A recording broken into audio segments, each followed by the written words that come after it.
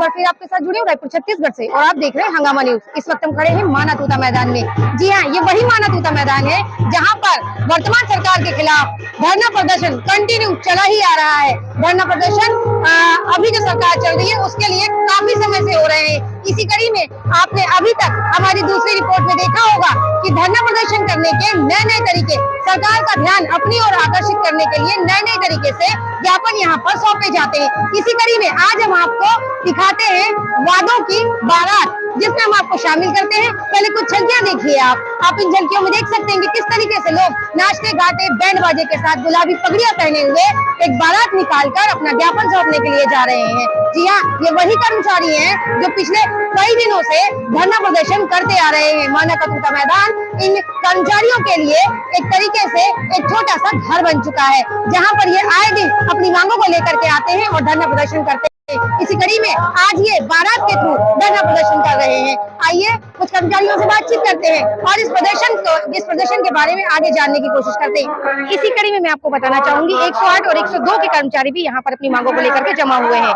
अब इनका कहना ये आता है कि ये पिछले 10 सालों से अपनी सेवाएं सरकार को देते आ रहे हैं, लेकिन बावजूद इसके कि ये अनुभवी होने के बाद भी इन्हें निकाला जा रहा है और इनकी जगह पर नई नियुक्तियां दी जा रही है और ये एक तरीके से बिल्कुल गलत है। निकम्मी सरकार अपने निकम्मे फैसलों को लेकर के अभी तक शर्मिंदा ही होती आई है हमारे हिसाब से, लेकिन फिर भी सरकार को इस वक्त शर्म नहीं आई है, ऐसा हमें लगता है। देखते हैं आगे क्या होता है। एक चीज मैं आपको और बताना चाहूंगी, इनका कहना ये आता है कि अगर अभी बात सरकार नहीं मानती है या कुछ समय बाद जो कैबिनेट मीटिंग होने वाली है, अगर उसमें सरकार इनकी बात नहीं मानती है तो ये आगे एक बड़ा प्रदर्शन करने वाले हैं। आइए इनकी रणनीतियों को जानने की कोशिश करते हैं और इस बारात में हम आपको शामिल करते हैं। बेहतरीन खबरों के लिए बने रहे हमारे साथ और देखते रहिए हंगामा न्यूज। छत्तीसगढ़ प्रदेश में भूपेश बघेल सरकार लगातार ये वादा करती रही पिछले चुनावों के दरमियान ही कि संविदा कर्मचारियों का नियमितीकरण किया जाएगा। सरकार बनने के पश्चात भी कमेटी बनाई गई, विधानसभा जैसी पावन जगह पर कई बार ये कहा गया कि नियमितीकरण का वादा है तो हम पूरा करेंगे। आज पर्यंत तक ना नियमितीकरण हुआ, छटनी भी लगातार जारी है। बहुत सारे संविदा कर्मचारियों को नौकरी से पृथक कर दिया गया है।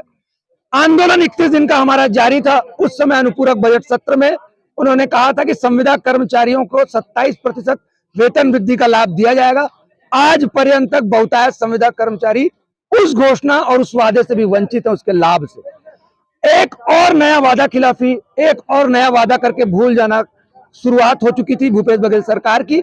हम लगातार आवेदन निवेदन पुनः करते रहे कि आपने जो कहा है वो करें। 2 अगस्त में जब भेंट हुई थी उनसे मुख्यमंत्री आवास पे, तब भी आश्वासन मिला था। आज पर्यंत तक वो पूरा नहीं किया गया। मजबूर होकर आचार संहिता से पहले हम सभी संविदा कर्मचारियों ने ये वादों की बारात निकाली है।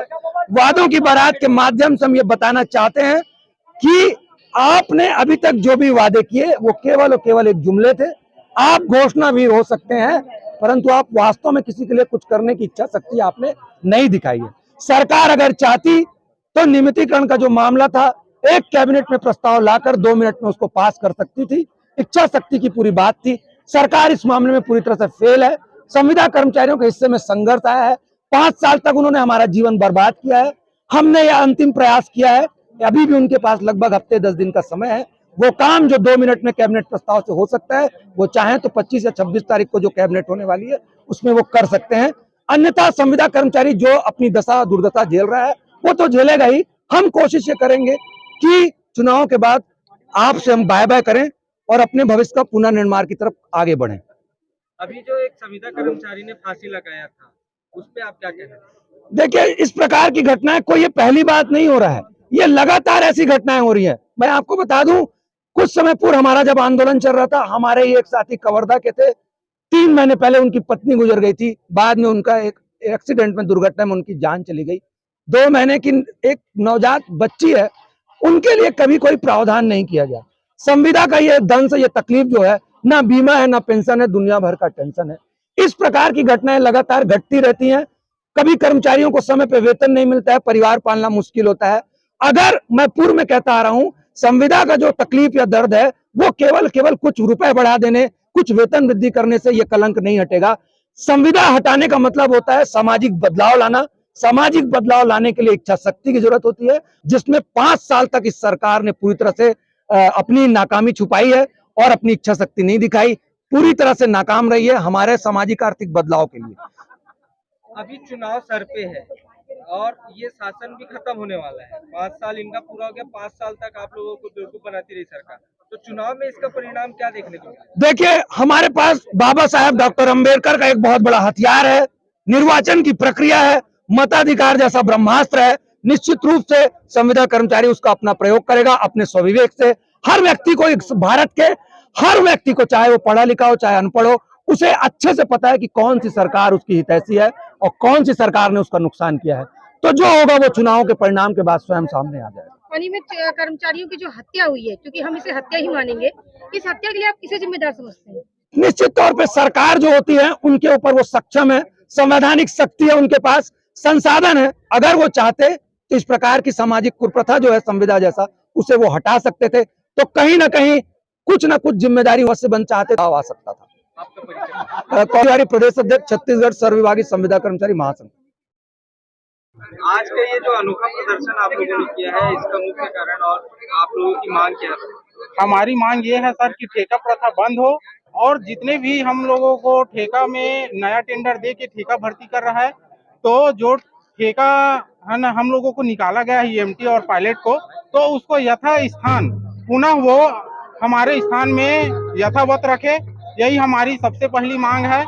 और जो 3 महीनों से हमको वेतन नहीं देता, 3 महीने कराने के बाद वेतन देता है, वो हमको महीने के 8 तारीख से पहले ही वो वेतन मिले। और जो पुराने 2018 से एरियर्स के रूप में हमको जो है वो पूरा वेतन भुगतान करे। परिचय दीजिए।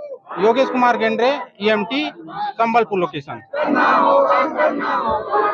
ये जो प्रदर्शन आप कर रहे हैं, इसका कारण क्या है? देखिए, छत्तीसगढ़ शासन ने जो ठेका है वो दूसरी कंपनी को मिला है। अभी आप लोग को जानकारी होगा, अभी कैंप कंपनी को दिया गया है। जो पुराने कर्मचारी है उनको टोटली पूरा बाहर निकाला जा रहा है और नए कर्मचारी की भर्ती कमीशन बेस पे की जा रही है। कंपनी का कहना है कि उनसे हम लोग बकायदा डीडी के रूप में 30,000 50,000 रुपए का भुगतान करवा रहे हैं, लेकिन ऐसा कोई भी लिखित दस्तावेज ना एम्प्लॉय के पास है ना ही कंपनी उसको दे रही है। तो हम लोग ये चाह रहे हैं शासन से कि हमें यथावत स्थान पर हमारी जो ड्यूटी है वही करने दें। ये हमारी मांग है सरकार से। सुनती है तो ठीक है, नहीं तो हमारी आंदोलन जारी रहेगी। इसके बाद आप लोग क्या करने वाले हैं अगर सरकार आपका बात नहीं सुनता है? हमारा दूसरा कदम है, हम लोग हाई कोर्ट में अपील करने के लिए दायर कर चुके हैं केस। मंडे को केस दायर हो जाएगा, उसके बाद हम लोग मुख्यमंत्री निवास में घेरा करेंगे। मुख्यमंत्री निवास का घेराव। जी। परिचय दीजिए। Suniti Verma, EMT Bhilai location.